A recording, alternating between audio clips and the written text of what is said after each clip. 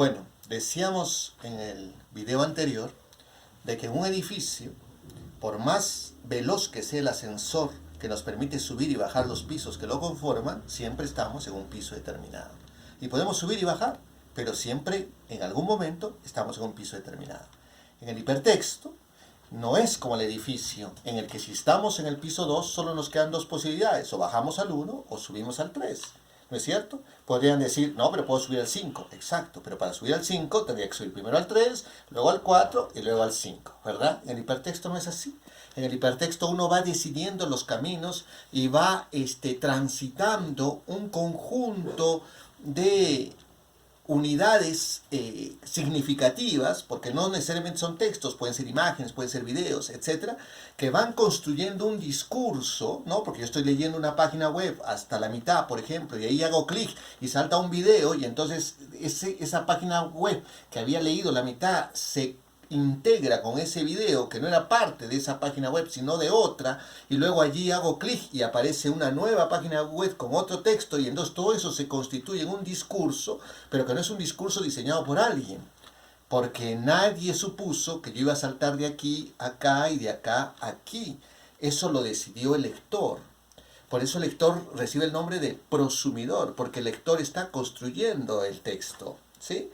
Y entonces son infinitos los caminos por los que yo puedo transitar, y las conexiones que se van estableciendo a veces son impensadas, ¿no? El ejemplo que siempre suelo mencionar cuando hablo de este asunto del hipertexto es que yo podría empezar leyendo la Divina Comedia de Dante Alighieri y terminar escuchando The Beautiful People de Marilyn Manson, ¿no? Entonces, lo que tiene que ver Dante Alighieri con Marilyn Manson, porque Dante Alighieri, pues su obra fundamental, la Divina Comedia, ahí está el infierno con sus distintos círculos, y eso puede llevarme un vínculo a lo que es el infierno, a lo que es Satanás, a lo que se le llama música satánica, y de allí llegar a Marilyn Manson, y de ahí llegar a la canción específica The Beautiful People, ¿no? Entonces, esas conexiones no hay manera de establecerlas previamente, sino las hace el lector o la lectora, el hiperlector o hiperlectora,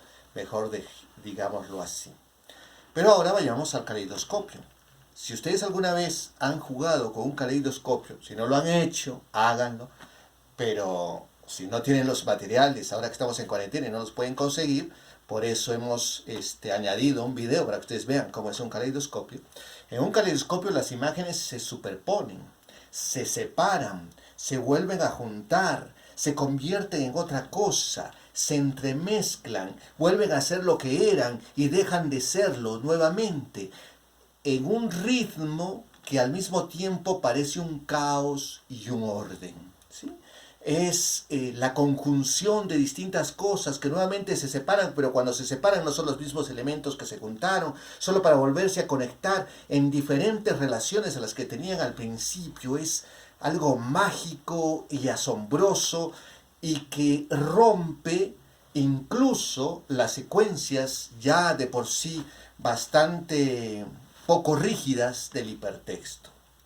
Bueno, la vida, desgraciadamente, tal vez, ha sido diseñada como el edificio. La universidad está diseñada como el edificio. Por eso ustedes entran al primer semestre, y luego al segundo semestre, y luego al tercer semestre, y van subiendo en el edificio de semestres, hasta que llegan a la azotea y se gradúan, ¿no es cierto? Y así está diseñado todo. Y entonces nosotros en sociología tenemos, por ejemplo, un curso de teoría sociológica de las teorías que están basadas en el conflicto, y le hemos llamado conflicto 1, y luego vienen las teorías también basadas en el conflicto, y le hemos llamado conflicto 2, y luego viene una que es conflicto 3.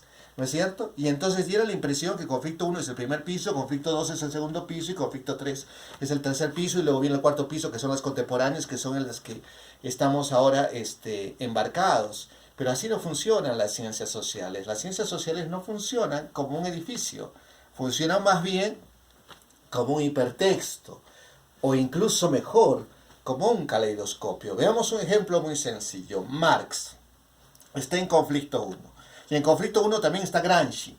Pero antes que naciera Gramsci, estuvo Marx formulando sus teorías. Pero luego viene Gramsci.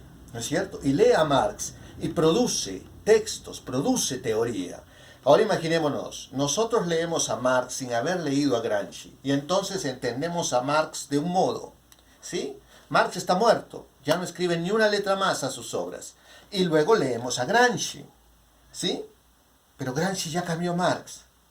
Volvemos a Marx, que no ha aumentado ni una letra a sus textos, y ya no es el mismo Marx, es otro Marx, a pesar que sigue siendo el mismo, pero es otro, porque ahora lo estamos leyendo con los ojos de Gramsci, ¿sí? Y entonces estamos en el segundo piso y al mismo tiempo en el primero, y estamos en el primero y al mismo tiempo en el segundo. A eso me refiero con que es un asunto de caleidoscopio.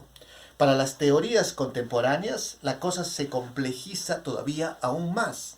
El tema que nos atañe ahora, que es el postestructuralismo, es un tema de caleidoscopio, ¿sí? Porque el postestructuralismo, en primer lugar, es un nombre con el cual se bautiza un conjunto de autores, ¿no? Michel Foucault, el más famoso de ellos, o el más difundido en cuanto a su producción teórica, nunca se llamó a sí mismo postestructuralista. De hecho, varios de los que forman parte de este postestructuralismo no estarían contentos con que se les llame postestructuralismo. Y entonces tenemos un movimiento que no es un movimiento, tenemos un postestructuralismo que no es un postestructuralismo. Y además, el postestructuralismo nos da la idea de que es algo que está después del estructuralismo. Pero el postestructuralismo no está después del estructuralismo, pero sí está después. Pero no está después porque no lo niega, sino que es una revisión del estructuralismo, es otra forma de ver el estructuralismo. Y entonces estamos dentro del estructuralismo, pero estamos fuera también. Por eso estos autores los podemos escuchar, los podemos estudiar en seminarios internacionales que se llaman el estructuralismo, pero también los podemos escuchar en conferencias que se llaman el postestructuralismo. Y cuando hablamos del postestructuralismo, estamos hablando del marxismo, estamos hablando de Gramsci, estamos hablando de Lacan, estamos hablando de un montón de autores y teorías que supuestamente no forman parte del postestructuralismo, pero que están en el postestructuralismo. Y por eso en este primer material que les hemos colocado en el aula virtual, este primer texto que habla del postestructuralismo, no solo habla del postestructuralismo, habla también del estructuralismo, habla de los estudios culturales y otras corrientes teóricas, porque todo se superpone y se vuelve a separar y se vuelve a juntar, pero se junta de una manera distinta como estaba antes reunida, etc. Así de complejo es el asunto y así de mágico es. Pero como estamos acostumbrados a vivir como viven los edificios, una primera tarea es derrumbar el edificio que tenemos en nuestro cerebro, dejar de pensar que la vida es un edificio y empezar a pensar en hipertexto, en rizoma, sobre todo en caleidoscopio.